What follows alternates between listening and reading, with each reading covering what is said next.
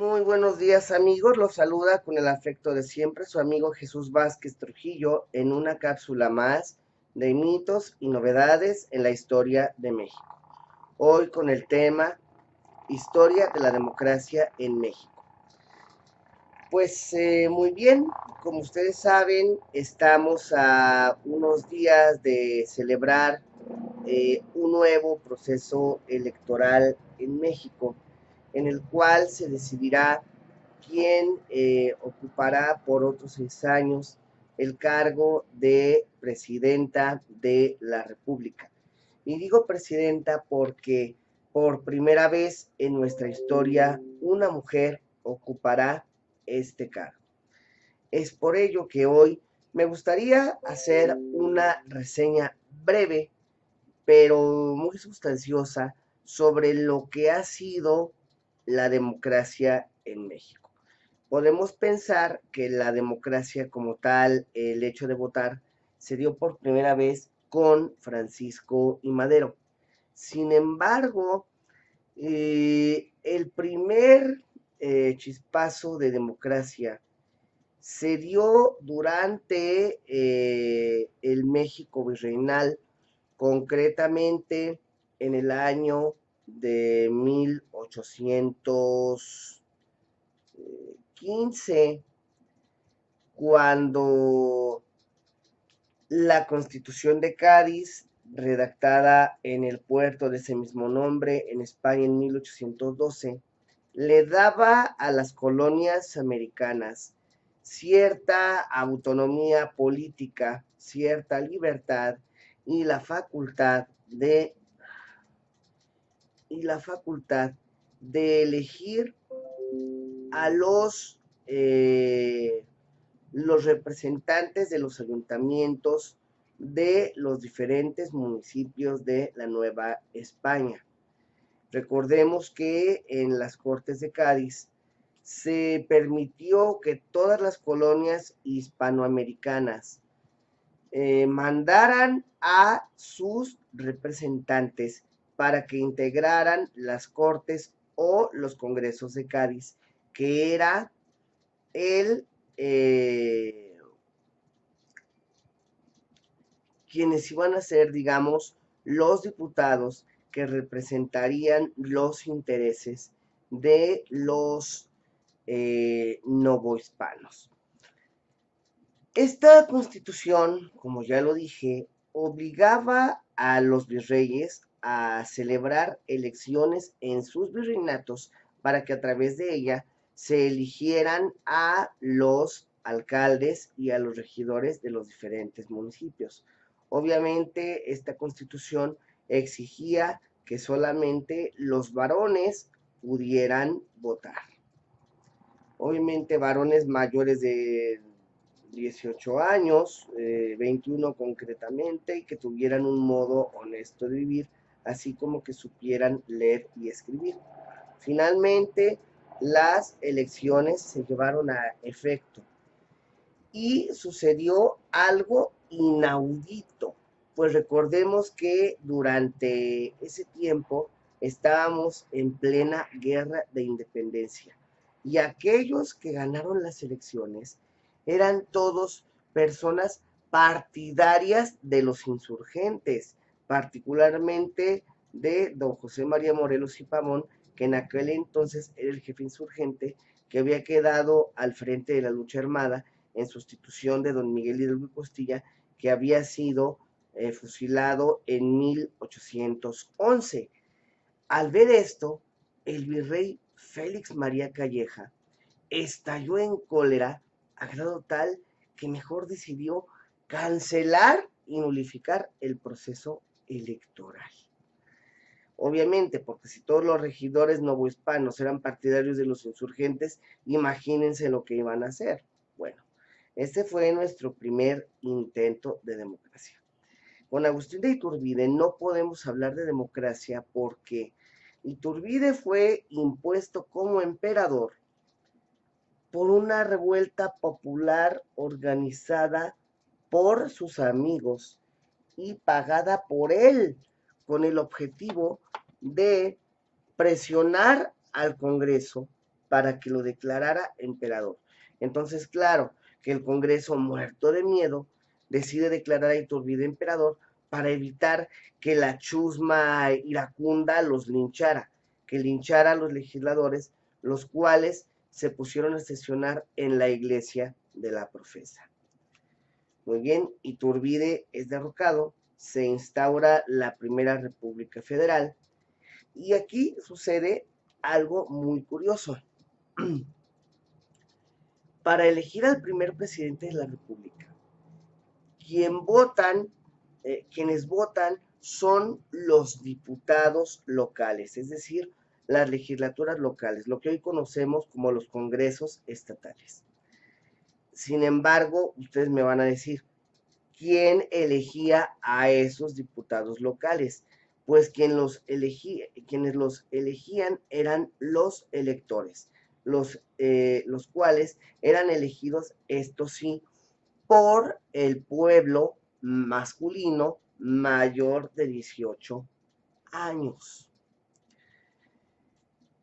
Estos hombres mayores de 18 años elegían a los electores que elegían a los diputados locales. Una vez conformadas las legislaturas estatales, todas estas se reunían para enviar a un representante al Congreso de la Unión para que éste les dijera quién, a su juicio, sería la persona idónea para convertirse en el presidente de la República. La primera elección sabemos que le favoreció al general Guadalupe Victoria, el cual fue elegido sin objeción alguna, además de ser el único en terminar su periodo de gobierno, que entonces era de 5 años, de 1824 a 1829. Posteriormente, llegó la hora de sustituir a Victoria y hay dos candidatos, Vicente Guerrero y Manuel Gómez Pedraza, el secretario de guerra. Quien resulta elegido por los congresos locales es Manuel Gómez Pedraza. Sin embargo, aquí viene otro fenómeno que es muy común en México, el cual el candidato perdedor no reconoce su derrota y arma un zafarrancho de dimensiones enormes para oponerse al candidato victorioso. En este caso, Vicente Guerrero, apoyado por el embajador de los Estados Unidos en México, Joel Robert Poinsett, no reconoce la victoria de Manuel Gómez Pedraza. Se levanta en armas, organizando el llamado motín de la acordada, que es hacer que los presos de este tribunal se amotinen. Recordemos que la acordada era un penal que albergaba a los presos que estaban cumpliendo condenas mayores.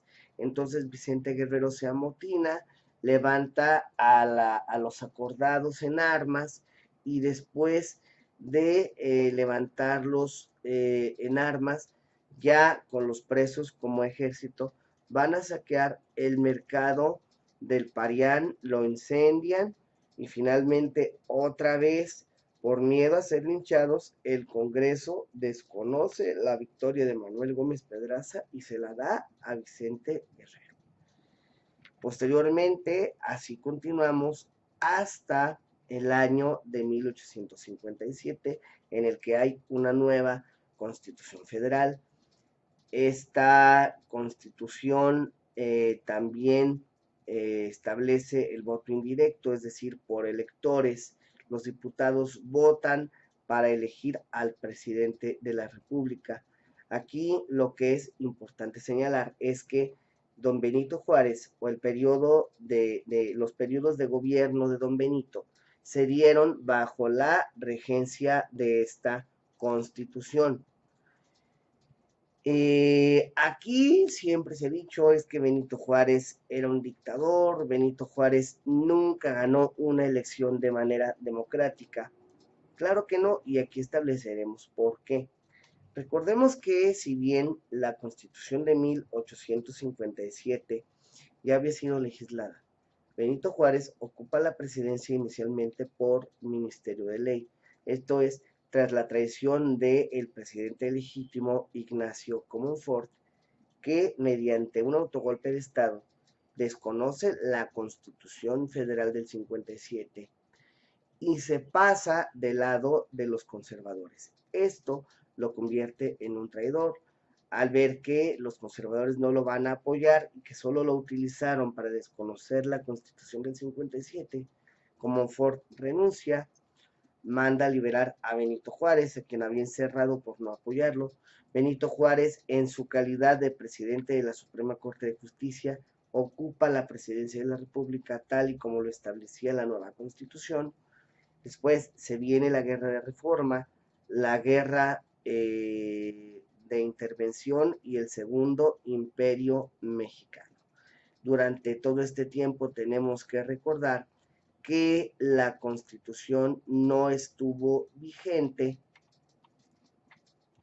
y una vez que no está vigente, Benito Juárez había solicitado al Congreso de la Unión facultades extraordinarias para hacer frente a los intervencionistas, tanto en la Reforma como a los franceses. Finalmente, después de varios años de guerra en los que Benito Juárez tuvo que prorrogar sus periodos presidenciales, finalmente se restablece la República. Aquí sí ya don Benito se dedica a gobernar y vuelve a ganar por unanimidad gracias a los votos de los diputados.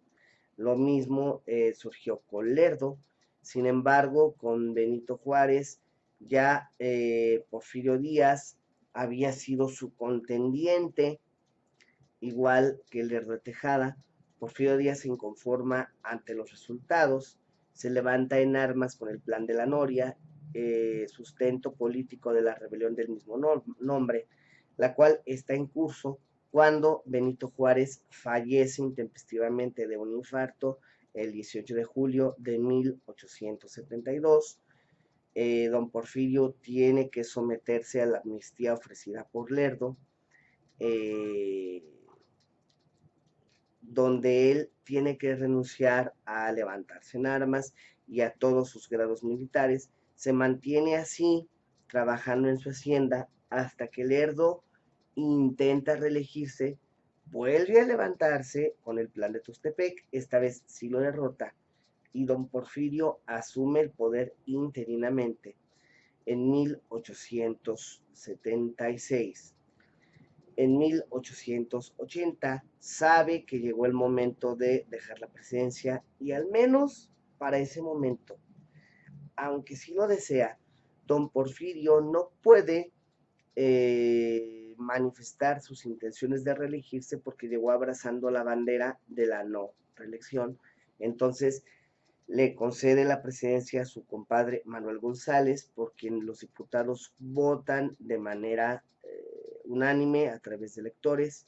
Manuel González gobierna 4 años y durante esos 4 años Porfirio Díaz logra que el Congreso modifique la Constitución para permitir la reelección por un segundo periodo no inmediato, es decir, de 1884 a 1880. Aquí don Porfirio organiza una campaña de desprestigio contra su compadre Manuel González para que el pueblo vea con gusto su vuelta al poder y que pueda arreglar el desorden que dejó su compadre.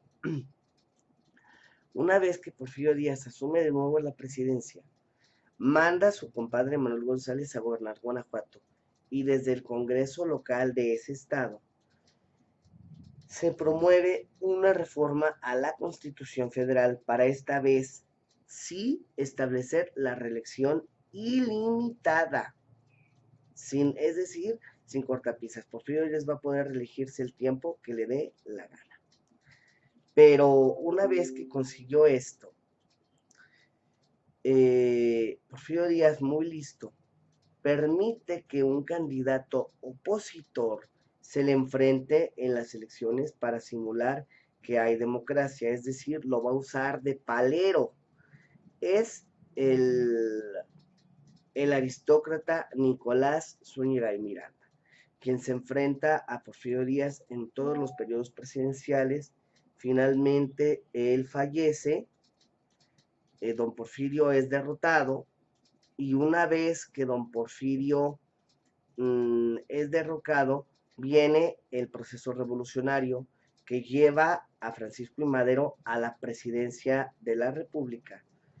En el proceso limpiamente, un proceso totalmente democrático porque el pueblo votó por Madero.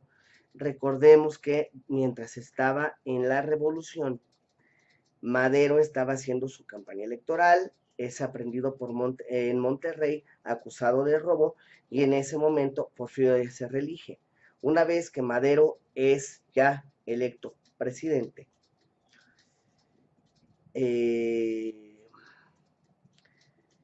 sabemos que su gobierno fue muy efímero porque fue derrocado.